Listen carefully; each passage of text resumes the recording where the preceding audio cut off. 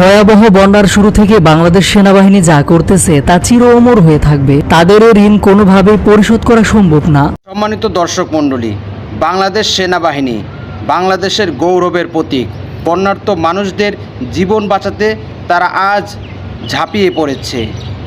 তারা তাদের নিজের সর্বস্ব বিলিয়ে দিয়ে কীভাবে মানুষদের জীবন ও জানমাল রক্ষা করা যায় সেজন্য সর্বাত্মক চেষ্টা ব্যয় করে চলেছে। জাতীয় কিছু ভিডিও দৃশ্য ও ভারতের বিষয়ে বাংলাদেশ কী সিদ্ধান্ত গ্রহণ করতে যাচ্ছে সে বিষয়ে গুরুত্বপূর্ণ তথ্য থাকছে আজকের ভিডিওতে। তাই আজকের ভিডিওটি খুবই গুরুত্বপূর্ণ। 1 সেকেন্ড না টেনে পুরো ভিডিওটি দেখার জন্য আহ্বান জানাচ্ছি এবং চ্যানেলের নতুন দর্শক হলে অবশ্যই চ্যানেলটি সাবস্ক্রাইব করে পাশে থাকা বেল বাটনটি অন করে দিবেন। তাই আর কথা নয়, চলুন সরাসরি আমরা ভিডিওতে চলে যাই।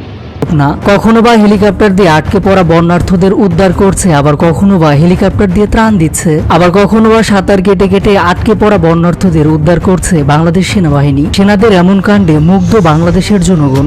এমন সেনাবাহিনী তো বাংলাদেশের মানুষ চায়, যাদের নিয়ে গর্ব করা যাবে। তবে এবার যে দৃশ্য দেখা গেল তা আপনার মনকে নতুন করে নাড়া দেবে। নিজেই সিঁড়ি হয়ে গেলেন। সামাজিক যোগাযোগ মাধ্যমে ভাইরাল হওয়া একটি ভিডিওতে দেখা যাচ্ছে অনেকে ট্রাকে ওঠার চেষ্টা করছেন। এমন সময় একজন বোরকা পরা মেয়ে ট্রাকে উঠতে পারছিলেন না।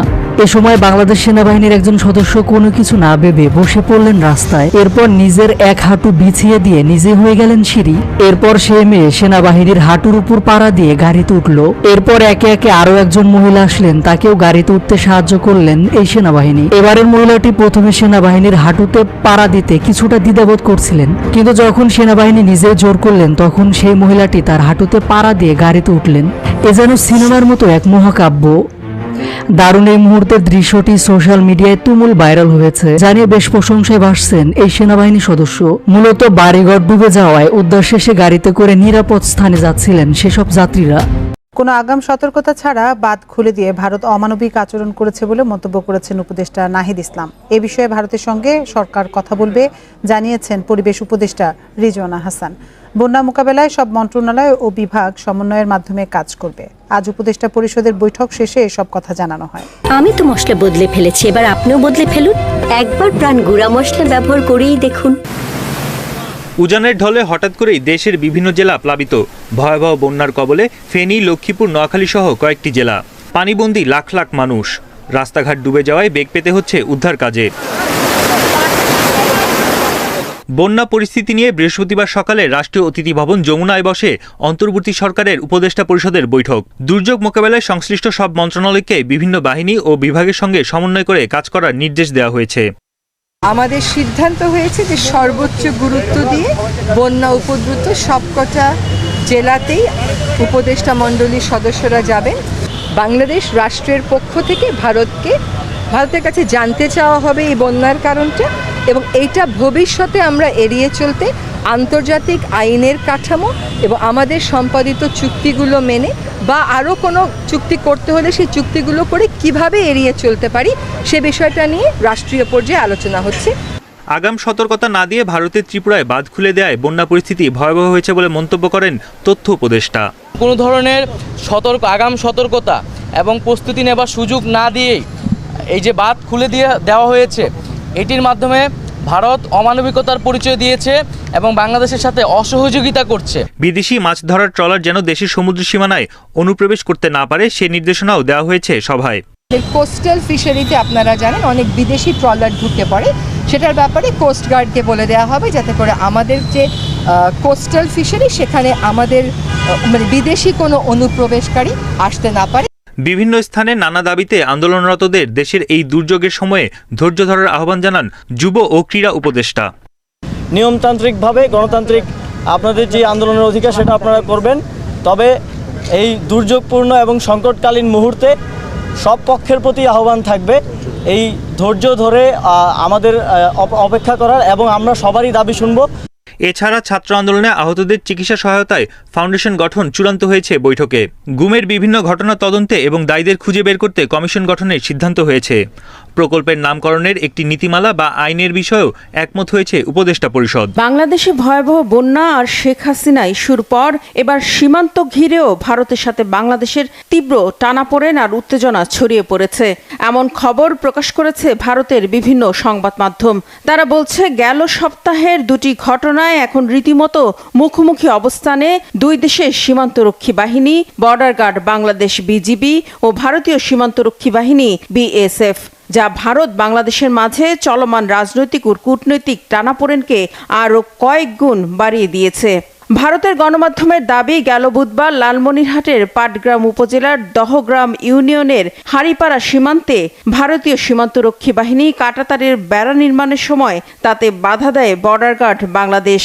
ভারতের দাবি, গবাদি পশু আটকানোর জন্য বেড়া দিচ্ছিল তারা। তবে বাংলাদেশ সীমান্তরক্ষী বাহিনী জানিয়েছে, আন্তর্জাতিক সীমান্ত আইন অনুযায়ী শূন্য রেখা থেকে 150 গজের মধ্যে কোনো স্থাপনা নির্মাণ করা যাবে না। আর বিএসএফ এর তত্ত্বাবধানে শূন্য রেখাতেই কাঁটাতারের বেড়া নির্মাণের প্রস্তুতি নিচ্ছিল দেশটির শ্রমিকরা। বিষয়টি নজরে এলে বাংলাদেশের বিজিপি বাধা দেয়, তাতে কাজ বন্ধ রাখতে বাধ্য হয় ভারতীয় বাহিনী। পরে ভারতীয় বাহিনীর সদস্যরা ভারী অস্ত্র নিয়ে সীমান্তে অবস্থান নেয়। একই সাথে সীমান্তে বিপুল পরিমাণের কাঁটাতারের বেড়া ও নির্মাণ সামগ্রী এনে রাখে।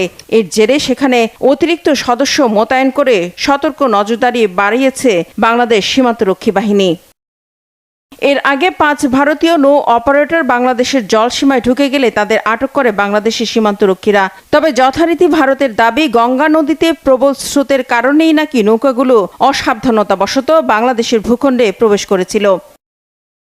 বাংলাদেশ ও ভারতের মধ্যে প্রায় 4156 কিলোমিটার দীর্ঘ আন্তর্জাতিক স্থল সীমান্ত রয়েছে, যে সীমান্তে ভারতীয় বাহিনীর গুলিতে মৃত্যু হয়েছে অনেক বাংলাদেশির, যার কোনো বিচারই কখনো বাংলাদেশ পায়নি। 2011 সালে কুড়িগ্রাম সীমান্তে কাঁটাতারে বেড়ায় ঝুলে থাকা কিশোরী ফেলানীর লাশের ছবি আলোড়ন তুলেছিল দেশ বিদেশে। ভারতের সীমান্তরক্ষী বাহিনী বিএসএফ গুলি করে 15 বছর বয়সী ফেলানীকে হত্যা করে লাশ ঝুলিয়ে রেখেছিল কাঁটাতারের উপর। শুধু ফেলানী নয়, আন্তর্জাতিক সংস্থাগুলো বলছে 2014 থেকে 23 পর্যন্ত গত 9 বছরে সীমান্তে বিএসএফ এর হাতে 245 বাংলাদেশি হত্যার ঘটনা ঘটলেও একটি হত্যাকাণ্ডেরও বিচার হয়নি। এসব ব্যাপারে বরাবরই নিশ্চুপ ছিল শেখ হাসিনা সরকার। আর এই বিচারহীনতাই সীমান্ত হত্যাকে উস্কে দিয়েছে বলে মনে করছেন বিশ্লেষকরা। মূলত বাংলাদেশের সাবেক প্রধানমন্ত্রী শেখ হাসিনা গেল 5 আগস্ট গণ আন্দোলনের মুখে বাংলাদেশ ছেড়ে ভারতে আশ্রয় নেওয়ার পর থেকেই দুদেশের সম্পর্কের চরম অবনতি ঘটে। শেখ হাসিনার ভারত প্রীতি মনোভাবের কারণে বাংলাদেশের জনগণের মনে তীব্র ভারত বিদ্বেষ জন্ম নিয়েছে এবং তার বহিঃপ্রকাশ ঘটে যাচ্ছে বলে মনে করছেন বিশ্লেষকরা। সম্মানিত দর্শক মণ্ডলী, স্বাধীনতার শুরু লগ্ন থেকে আজ পর্যন্ত বাংলাদেশ সেনাবাহিনী সর্বদাই বাংলাদেশের সকল প্রকার ক্লান্তি লগ্নে তারা সর্বদাই সদা সচেষ্ট এবং এগিয়ে এসেছে। এরই ধারাবাহিকতায় যখন ভারত তার সকল বাঁধ ছেড়ে দিয়ে বাংলাদেশকে ডুবিয়ে মারার পায়তারা করছে, তখন বাংলাদেশের সে অসহায় মানুষগুলোকে, সেই পানিবন্দী মানুষগুলোকে, সেই বন্যার্ত মানুষগুলোকে উদ্ধারের কাজে সেনাবাহিনী তাদের সর্বাত্মক চেষ্টা ব্যয় করে তারা মাঠে ঝাঁপিয়ে পড়েছে। আমরা ভিডিওর মাধ্যমে দেখতে পেয়েছি যে একটা ট্রাকে বন্যার্ত মানুষদেরকে উঠানো হচ্ছে, বন্যার্ত মানুষরা উঠতে পারছে না, ফলে একজন সেনাবাহিনীর ক্যাপ্টেন তিনি নিজে হাঁটু গেড়ে বসে তার হাঁটুর উপর পাড়া দিয়ে মানুষদেরকে ট্রাকে উঠতে সহায়তা করছেন।